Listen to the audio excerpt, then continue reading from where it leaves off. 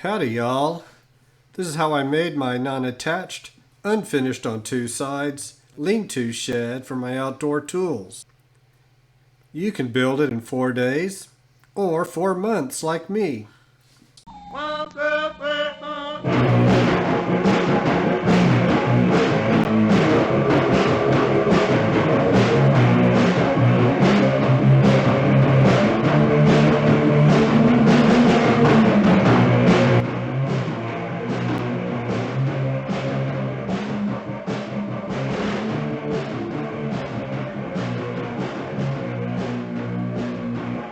This is how I made my non-attached, unfinished on two sides, lean-to shed for my outdoor tools. It looks like it is attached, but it isn't.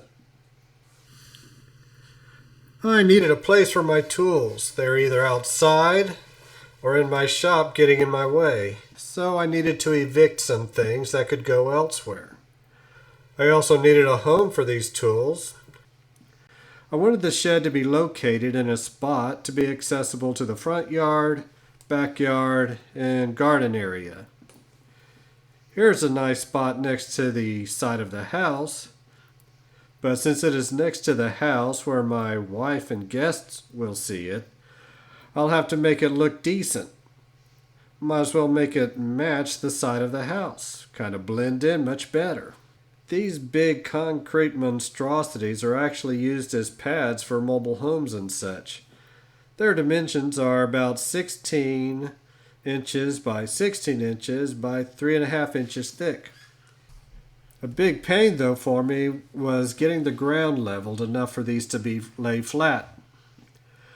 I thought I had it flat enough, then when I double checked it was way off and I had to redo about half of it.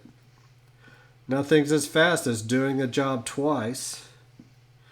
I had to work around a stub out that goes to my office from the house. And that created some open spaces that I just filled with some rocks and concrete. All of the wall framing is pressure treated lumber. I didn't use wall sheathing. I didn't use a vapor barrier.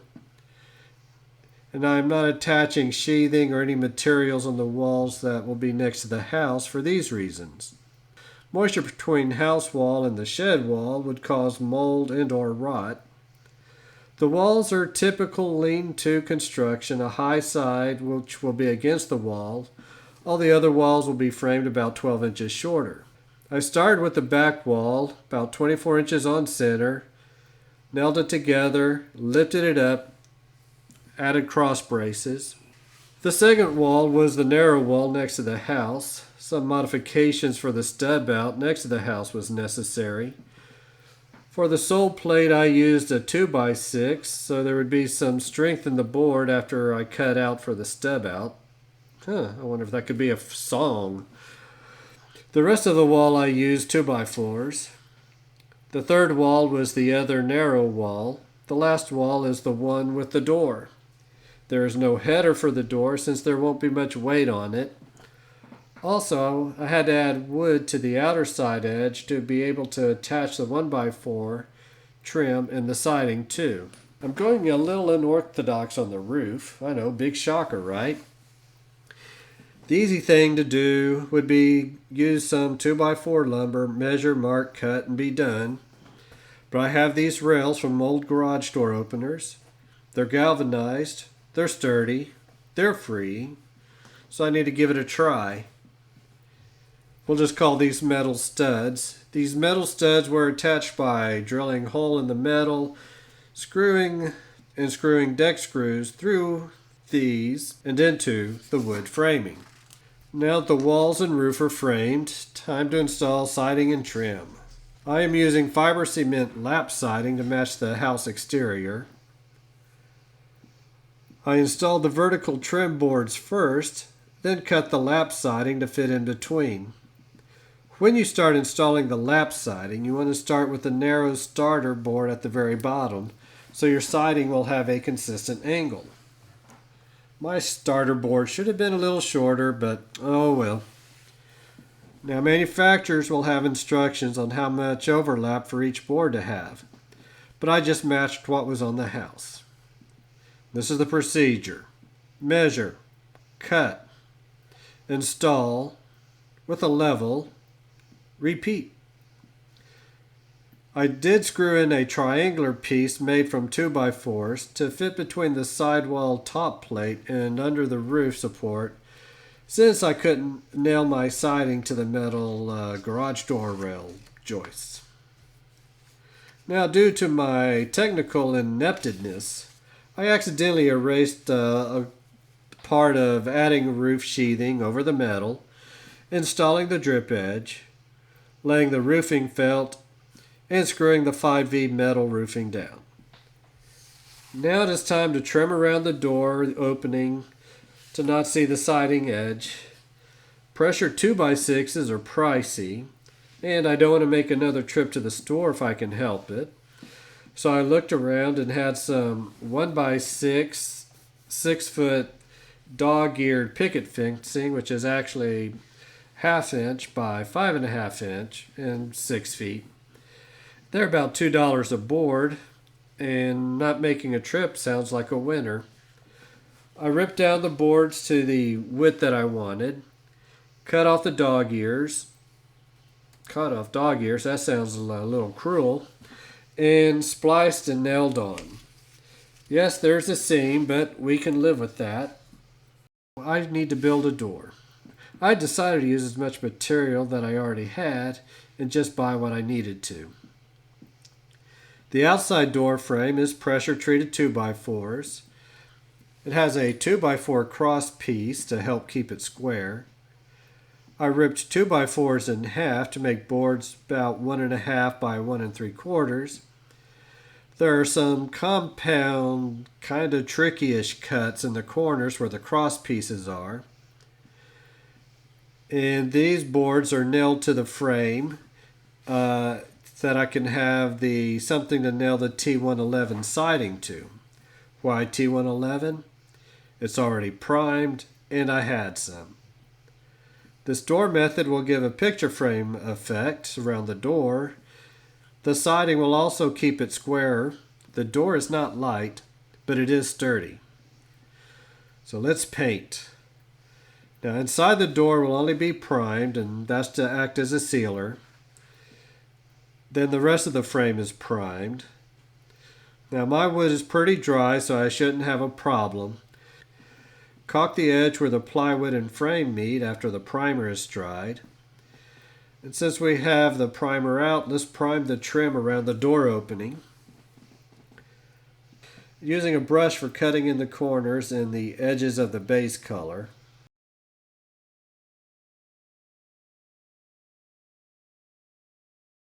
Paint the inside edge of the trim and the grooves, then the board facing. Now painting the lap siding using a small roller. Back to a brush to paint the trim on the walls and the door. Now to install the door. I chose to use some heavy-duty hinges, but not your typical gate hinges. Then I used some scraps to support the door at the height I needed while screwing in the hinges with deck screws.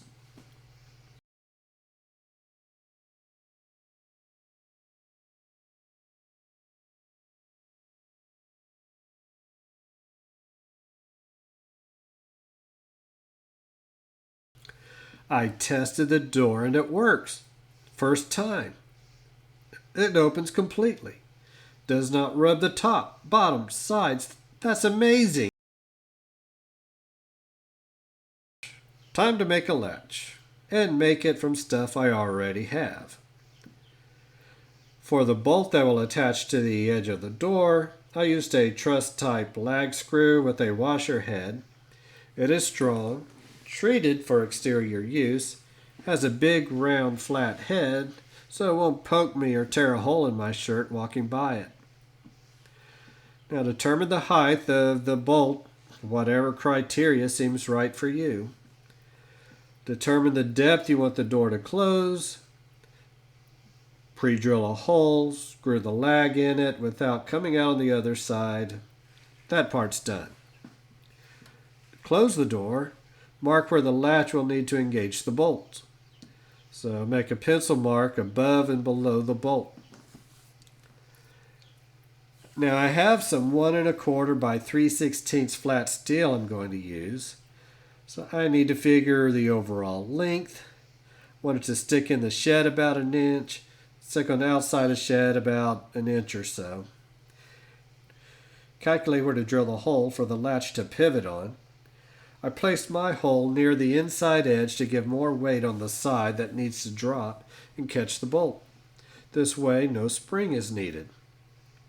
Cut a notch on the bottom edge that is larger than the lag bolt it will be catching, making sure the cuts are perpendicular to the edge. This will make it easy to open, but not so easy for the wind or something to cause it to unlatch. Make an angle cut from the edge of the notch up to above the lag bolt mark. The inside tailpiece I narrowed to make it lighter and for some aesthetics. Make sure the notch is big enough before mounting it.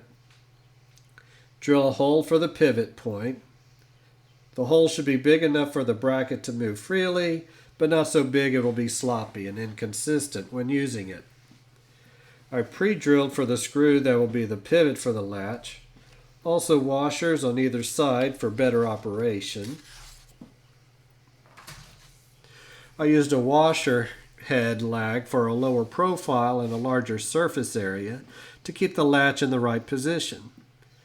Tighten and loosen until you have the latch stable but able to free fall.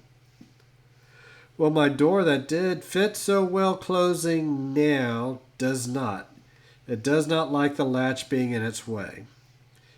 It is only one edge, so I have options. I can do no adaptation and just force the door. I can rebuild the door narrower. I can plane the leading edge of the door and hope it won't hit a nail or lag and ruin my planer. Or use my magical oscillating tool and just notch what I need to. Looks like it may be time for a new blade, but these things aren't cheap. Maybe on the next job. Now the door closes freely again, and I need to develop a high-tech solution to keep the latch at the precise location to line up with the bolt, but allow enough movement for the latch to move up in opposition of the gravitational forces, then drop and engage the bolt, yet be easily released manually. After much research, I decided on using a screw. It closes and latches. Now the scary part. Going in the shed to see if it will work to let me out. Now remove and give a quick powder coating. Reinstall and job done. Finally.